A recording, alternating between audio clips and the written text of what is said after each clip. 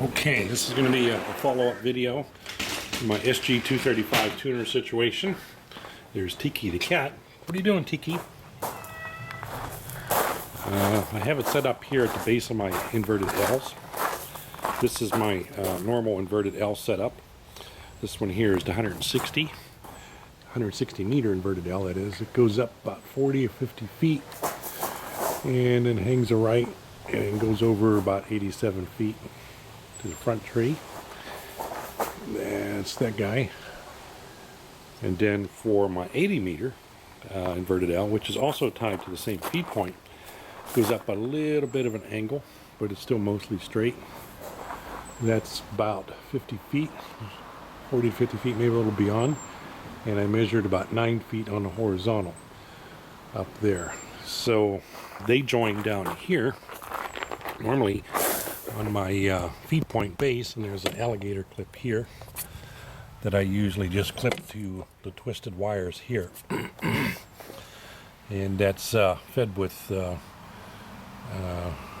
LMR 400 cable, I believe that is, into a weatherhead which goes back to the shack. And the ground radials, there's a ground rod there and a series of ground radials, and there's Tiki going to show us what we got going on here. You find any mice? So what I've done to test the SG-235 tuner is disconnected this clip lead on the SO-239. Hi, kitty. And put in the SG-235 in its place. So the hot side goes right to the junction of those two wires. And on the ground side, I simply have it clipped over to the ground. Yeah. And I had the coax disconnected, and the coax goes to the SG-235. The control cable goes over to this box that I had on the other side of the hill here, where all the control wires are. There's plus and minus 12 volts, ground, lock, reset, push to talk in, push to talk out. Goes to a piece of Cat 5 cable which loops around because it was up at the base of that tree before. And somewhere it goes back into that weatherhead as well, and into the shack, which we're going to go take a look at now. So we'll scurry ourselves up into the house again, and let's see how this thing is operating. Seems to be working okay. Left, left, left. Okay, so what we got here is the radio, and we have, I did kind of a makeshift tune lock button or box here a while back where I was going to control the push to talk. I have a ground here so I can reset some things. That's basically what it is. Oh, the coaxes from that weatherhead come in to the shack over there, as well as that Cat 5 which comes up underneath the radio. So temporarily I just have it powered up with a bunch of clip leads to 12 volts to the Astron power supply, and we'll take a look how it works. So let's reset it or just shut it off, and we'll start going through some frequencies here.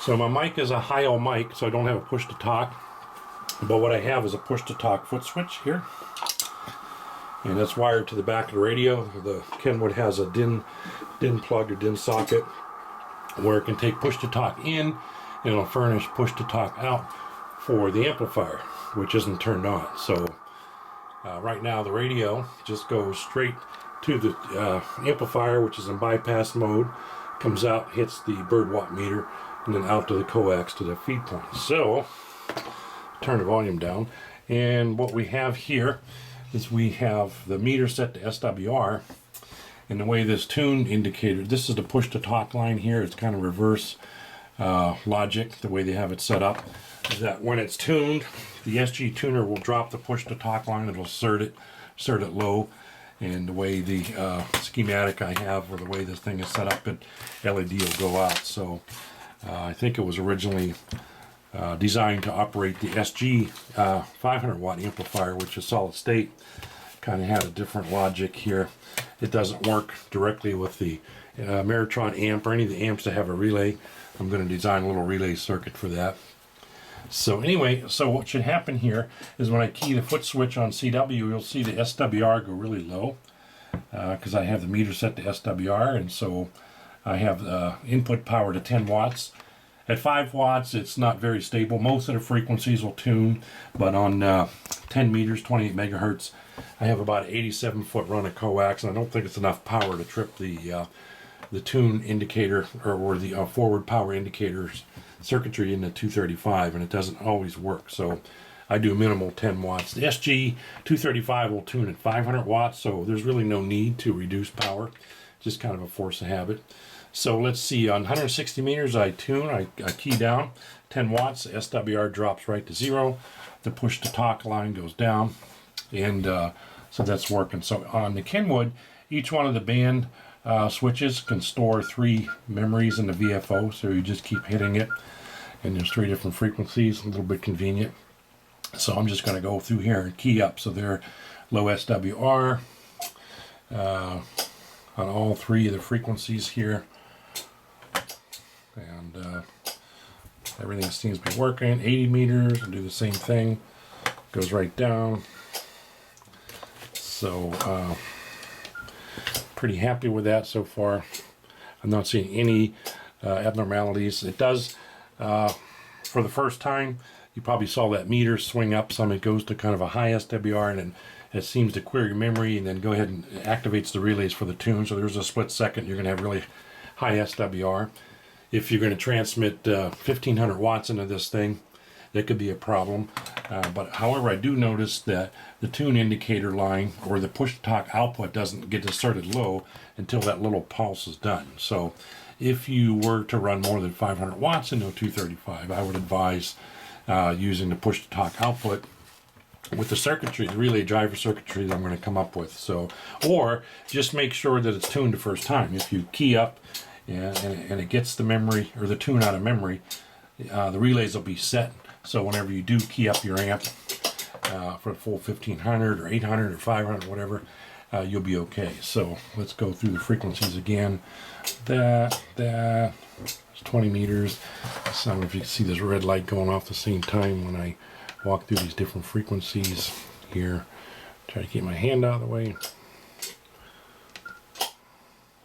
So as far as the, oopsie, I went high and then low real quick again. 15 meters, probably do the same thing. No, all good. 12 meters or 24 megahertz I had a little issue with last night on the light bulb, but it seems to be working here, I think. Well, okay, it's upper sideband here. I need to go CW. Okay, it's all working. And here's the 3 10-meter frequencies that I have stored. Go back to 40 meters.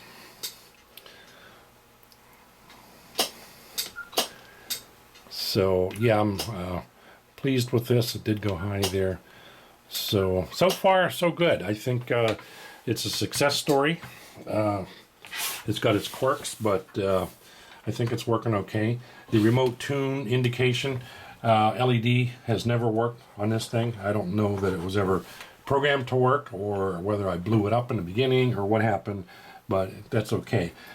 Because with my smart lock thing, I can actually see when it's tuned with this push to talk output, even though the logic is backwards, which I'm going to invert and correct here with either a power MOSFET, one of those YFZR 44s, or a little relay of some sort. So there you have it. Seems to work really good. I did get a new solder station.